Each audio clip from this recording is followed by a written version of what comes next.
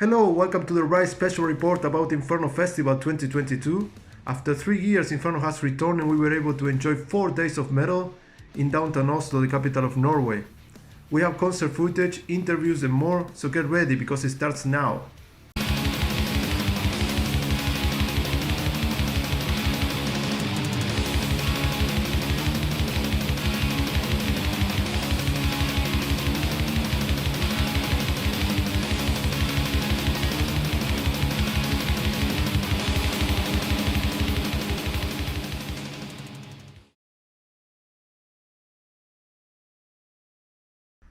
So everything started the night before Inferno with what is called the Indie Recordings Label Night, where 3 bands from this Norwegian label performed. The first one was Glusen from Sweden, and then there were 2 Norwegian bands. One of them was Agabas, which they play like a blend of death metal and jazz. They have many different influences, but in some parts they reminded me of the early days of the Dillinger Escape Plan, for example. And then the last band of the evening was the black metal band Norway. They have released 2 albums and been playing a lot in different concerts and festivals. And so check out the footage, enjoy.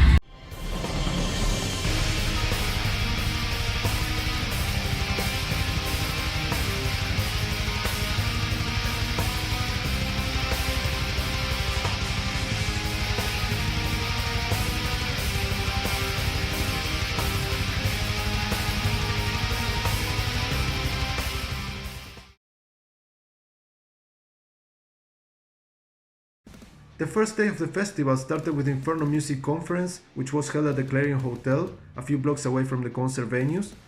This conference gathers people working in the music industry from all over the world, and as usual there were many interesting seminars and debates on different topics related to the present and the future of the metal scene. Then it was time for the concerts, and the first band on stage was Djerv, which is a Norwegian band, I would say more like alternative metal. If you don't know them, check them out. And maybe you know the vocalist Agnete, because she was a guest in the song Gateways by Dimmu Borgir. So but check them out, they are really good, and they had a really good crowd response despite that it was very early. And then other bands that day that played were Cadaver, which are pioneers of the death metal scene in Norway. And they play newer songs like Reborn, for example, which is a great one. I mean, they have you will be blown away by those drums. And then they play some stuff from the early days too, from albums like In Pains and Hallucinated Anxiety. And then of course they finish with their classic, which is Decomposed Metal Skin. Another band that played that day was Convent, which many were looking forward to seeing live because they had a really good debut album with a great reception, and now they were promoting their second album, which is called Cold Down the Sun. They are a doom death metal band from Denmark, and they deliver a really good performance, very energetic live on stage, and their vocalist Rike Emilie. I don't know if I'm pronouncing it. I don't think I'm pronouncing it right in Danish, but but she did the crowd surfing on her back while screaming. It was one of the highlights, and that was really good. Another surprise was Sylvain, which is a Norwegian multi-instrumentalist living in France. This was her first show ever in Norway actually, and it was fantastic. Her music is atmospheric and heavy, and she creates different climates in her songs. Uh, Sometimes she uses this ethereal voice, and then it gets heavier, more black metal. So it was great. The last band of the evening was Triumph of Death, which is Tom G. Warrior or Thomas Gabriel Fischer from Celtic Frost, Triptychon, and Hellhammer. And he's playing together with three very young guys who definitely meet the expectations. They played Hellhammer songs, and it was fantastic. There were many. There was a mosh pit during their set, and I will highlight songs like Blood Insanity or Messiah. Those were great. So check out the footage.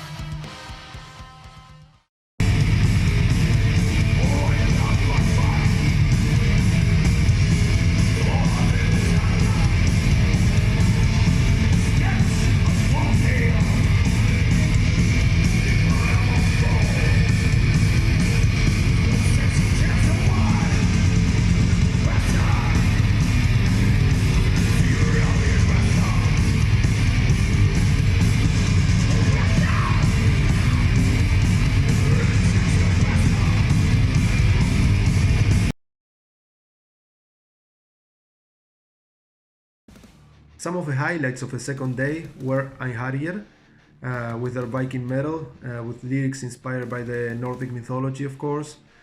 And then there was Asa Ground, which is a black metal band from the Netherlands, even though their bass player is from Norway. They are inspired by the black metal scene from Norway, of course, but also some parts reminded me of the Icelandic black metal scene. And their drummer is great, so if you don't know them, check them out. Then there was Gorgoroth with Höst from Tokyo on vocals. They didn't have the controversial aspects on stage from the past, but they still have the spikes and the chord pen and everything, of course. But the most important thing is that they had a really good set list, very aggressive. They play songs like Prayer and Revelation of Doom, and the crowd response was really good.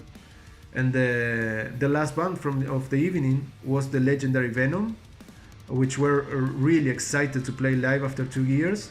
I'm talking about the Venom with Kronos, Rage and Dante, because it's also Venom Inc.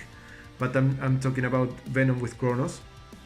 And they started with Witching Hour, an all-time classic. They had some technical issues in the beginning, but it went fine afterwards.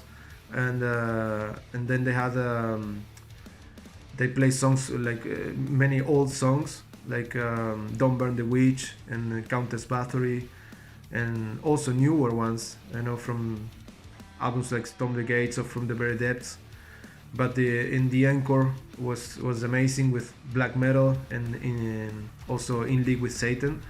So the crowd was also, of course, satisfied with this set. So check out the footage we have for you.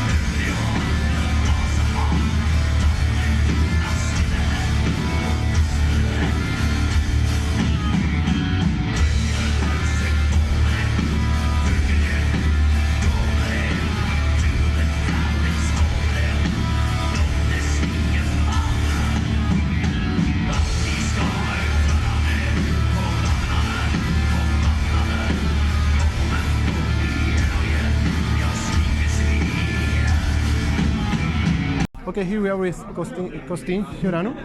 He's an artist from Romania who has produced numerous artworks for different bands, record labels and festivals.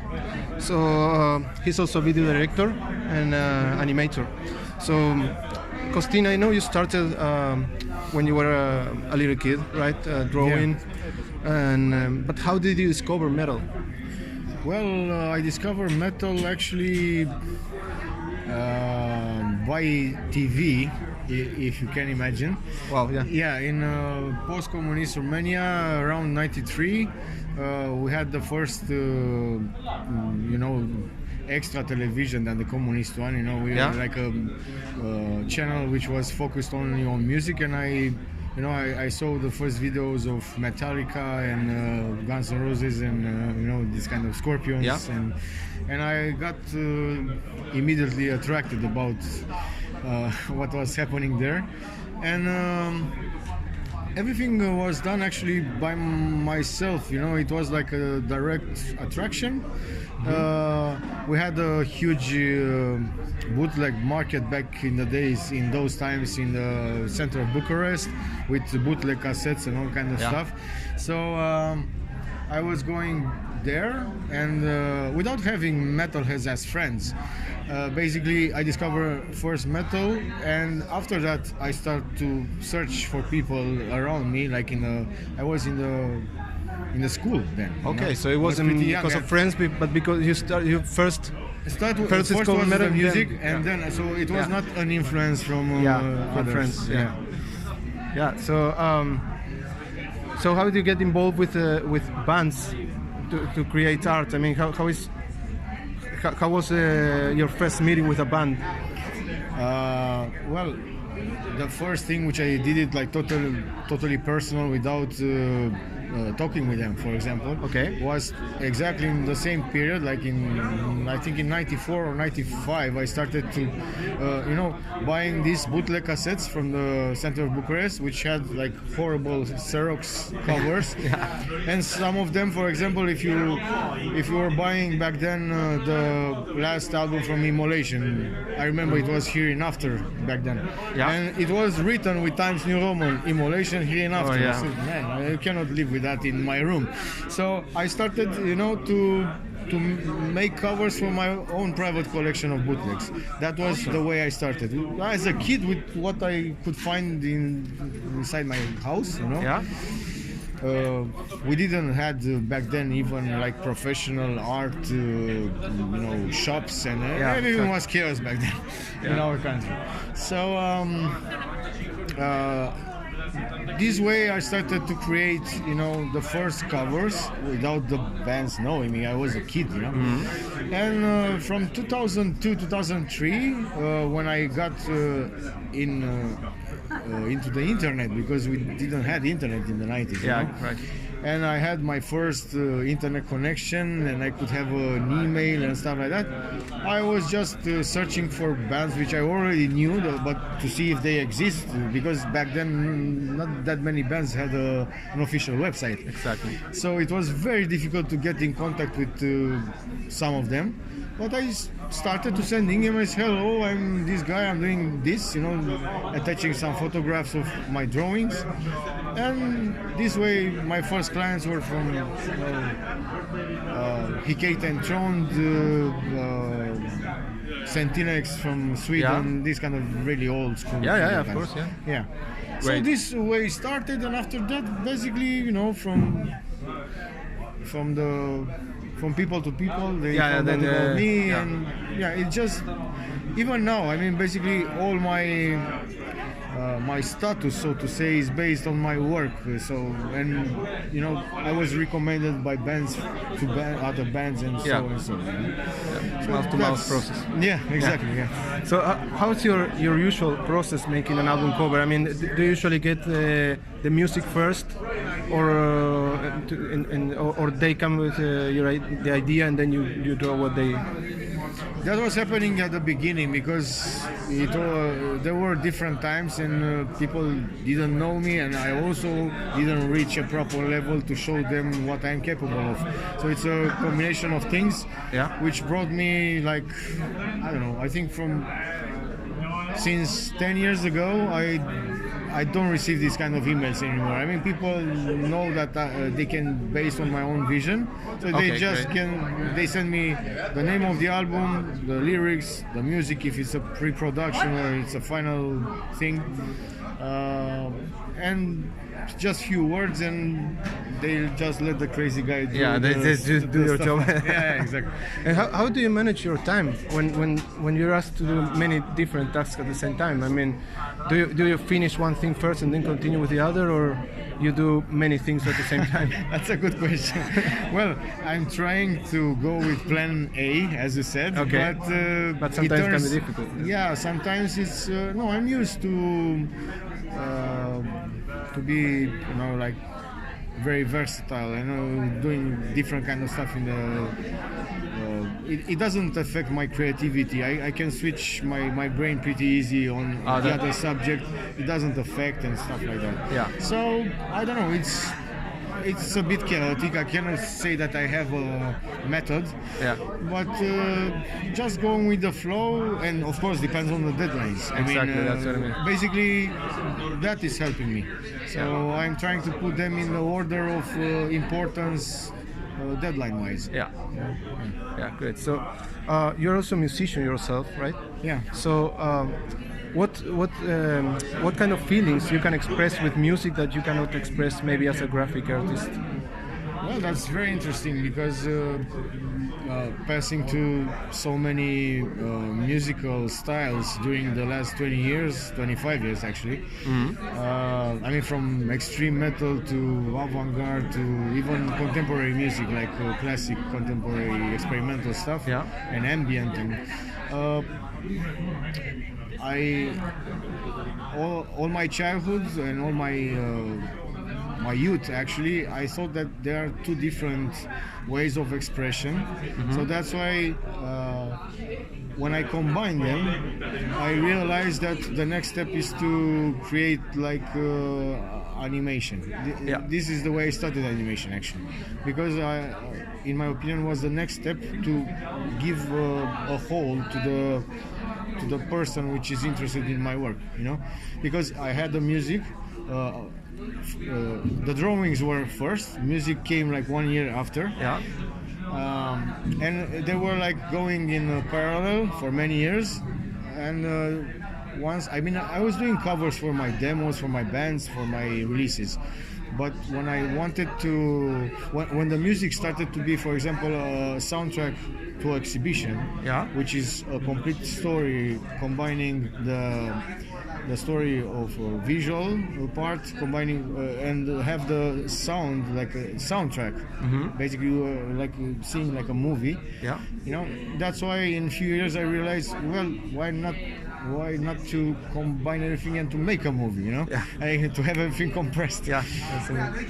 So that's why I got in 2013 to create my first animation movie, that art movie, which was presented at Roadburn outside the Great Circle, which was also, like, musical wise, the most complex collaboration with Attila from Mayhem, with Rune from Mayhem, with Mirai from Sai, Kimo from Hex Vessel, and it was crazy thing, very complex. And so I don't know, it's a lot of talking about this subject. But so talking about Inferno, how many times have you been here?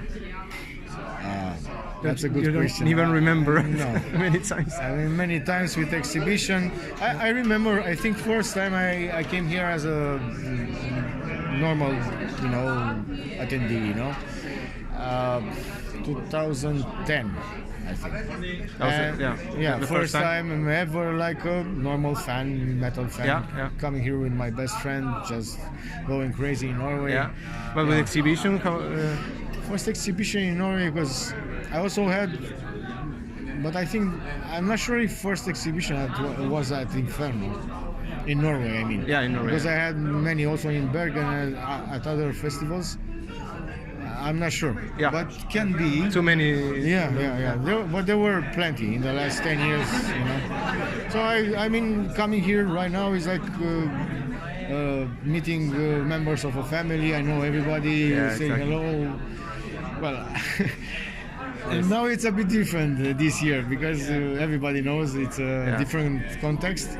So all of us, we are trying to see how we can go into the new world with the new stamina. But thank you so much for the interview.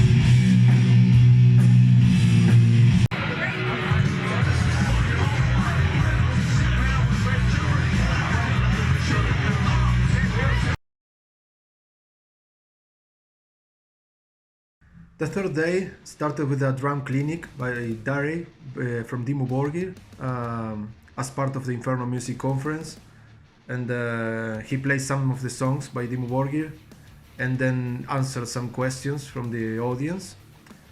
And then when it comes to the concerts, some of the highlights were Asphyx from the Netherlands.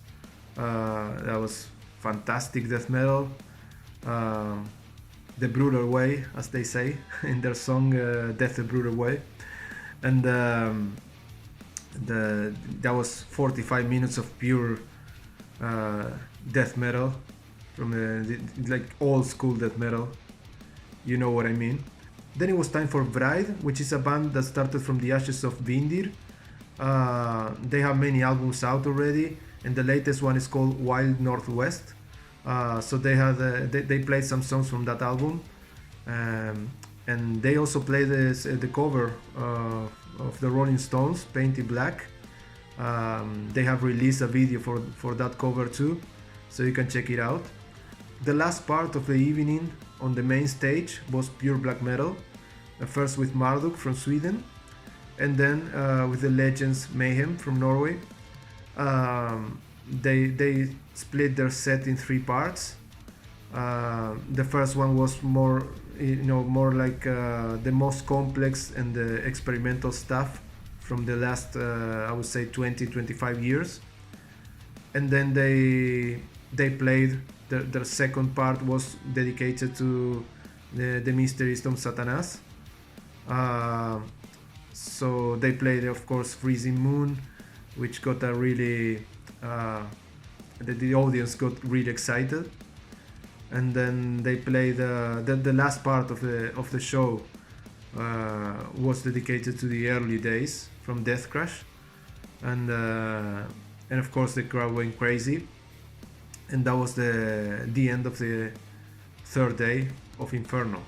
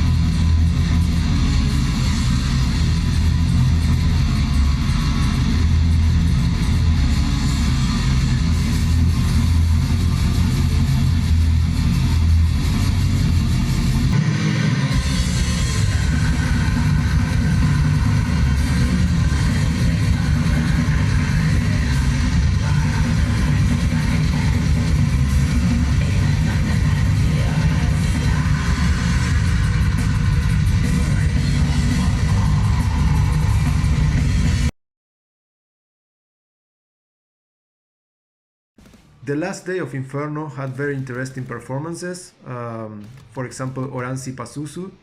It's a band from Finland. They mix black metal with psychedelic and prog rock elements. So it was a bit different than the rest of the bands at the festival. And then there was Myrskug, which is a brutal death metal band from Norway. It was fantastic. The audience went crazy with them. Then it was a turn for the German thrash metal legends Creator. That was one of the best shows with pyros, and then they also played some of the classics like Betrayer, People of the Lie, Endless Pain, Pleasure to Kill, Flag of Hate, and of course some of the newer stuff. And the reaction from the crowd was great throughout all of the set list. And then it was time for Order, which is a Norwegian band founded in 2013. Even though they were formed less than 10 years ago, their members are very well known, like Messiah and Mannheim from the early days of Mayhem, Anders Schoden from Cadaver and Satyricon, and Stu Manx from Lucifer. So they had a really intense show. It was really good. And the last band of the festival was the Norwegian black metal band Tåke. They started with Nurbune and finished with Myr, which is a classic at this point. It's a song that has the banjo solo, which is not usual in black metal at all, but it turned to be one of the classics of the band. And here's some footage from the last day. Enjoy.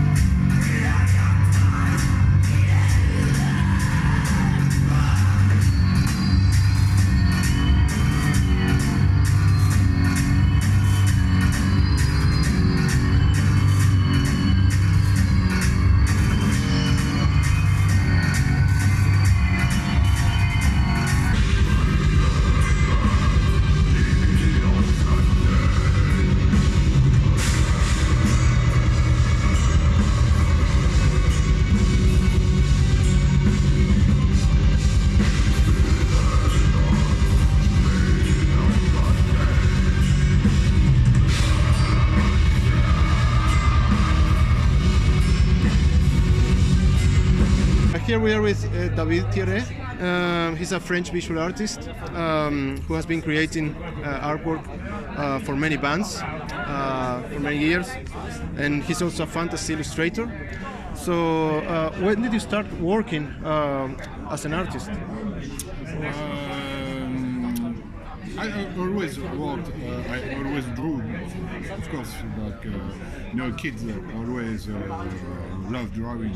Yeah. But at one point in their life, they stopped to draw because they become a bit afraid of what people will think of them. Yeah. And some people just keep drawing. So I'm one of those kids who kept drawing. So I drew all my life. So I guess I started as any other kid. But I kept going, drawing. Yeah. So it's, how do you get into metal and started working with metal bands? it was the thing I started listening to metal, hard rock and heavy metal because of my elder brother, who started to buy some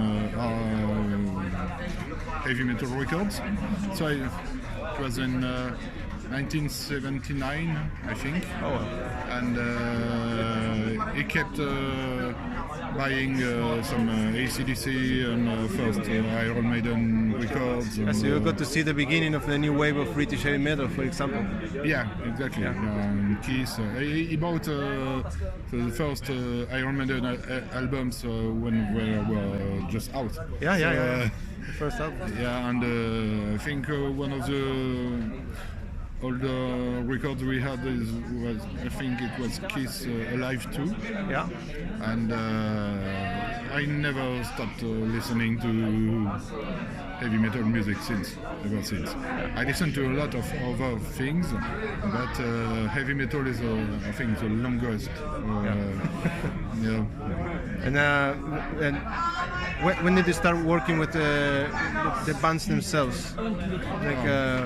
The first band which I worked for was my own band. Okay. And, I joined a death metal band with friends. I joined the band as a singer.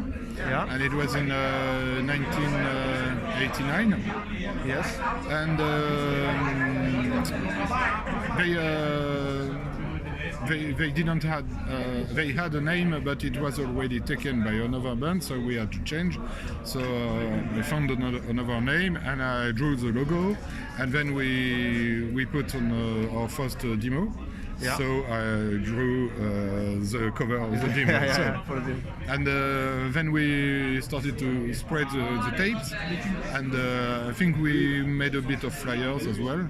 And fanzines got back to us and asked who made the demo cover. So they said, "Oh, it's our singer," and so I got in touch with fanzines, and they asked me if I wanted to make more little drawings, where you put as a for a layout purpose. So that's how I started. So it was. Wow. Very early 90s. Early 90s, yeah. So what are some of the techniques you use when you... At first I used mostly everything, markers, pencil, and paint, and everything I had in hand. And then I started to get more professional and to stick to pencil. Yeah. But through the years I started other mediums, and now I do pencil, inks, watercolor, oil painting, acrylics, and even pyrography. I can use anything. Yeah. So you've been working with many bands along the years, but is there any specific band that you would like to work with in the future, if you could choose? I think the one for whom I worked the most, I think it's Mortis. Yeah. And we have I just saw him 1 hour ago, by the way. So and it's very, very smooth. It's really easy to work with him. But most of the time, everyone is really, really cool. It's sometimes you have people who are more picky, and but mostly it's because of the label itself. It's more difficult when you have several people between you and the artist. Yeah. But most of the times, if it's directly with the artist, it's really smooth. Yeah. We understand each other quickly. Yeah, that's great. So you released a book back in 2011, right? The first art book I made under my name was in 2011, and but it was a small one. There were not too many pictures in it. So the first real big art book, the second one, which I made with Dial Patterson. Yeah. I think has 200 illustrations inside, and I think we can make another now. Yeah. We are ready to make another. Great. So, what artwork have you chosen for the exhibition at Inferno? I made a special set of drawings based upon the Telemark area in Norway. Yeah. Because when I made the artwork for the Telemark EP for Ishan, I had the idea to eventually make more, because we went on a hike together with him and his wife Heidi and friends, and I took many pictures, and I thought, oh, maybe it can work to make a kind of bigger setting with different views than those you can see on the album. Yeah. So I did, and it was planned, of course, 3 years ago now. 3 years ago. And everything has been put on hold, and now I can show it. Awesome. So, are you looking forward to seeing any band at Inferno? Are you going to see something tonight or tomorrow? Most of the time I'm stuck behind my table, but I managed to see a bit of Anaya and a bit of Venom and Dorgorov yesterday, and Ishan as well. Yeah, of course. You had to. yeah, because his backdrops are my drawings. You had to. Yeah. I was on stage as well, but in a different way. In a different way. Yeah. So thank you so much for the interview. It was a pleasure. Yeah.